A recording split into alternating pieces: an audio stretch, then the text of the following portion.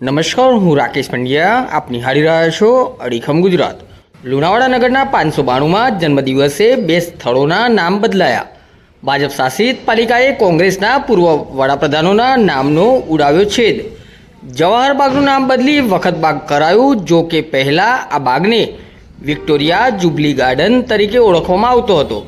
ત્યારબાદ બાગનું જવાહર બાગ નામ અપાયું. ત્યારબાદ આજે પુનઃ બાગનું નામ બદલી વખત બાગ કરાયું. બીજી તરફ ઇન્દિરા મેદાનનું નામ બદલી આઝાદ મેદાન કરવામાં આવ્યું છે.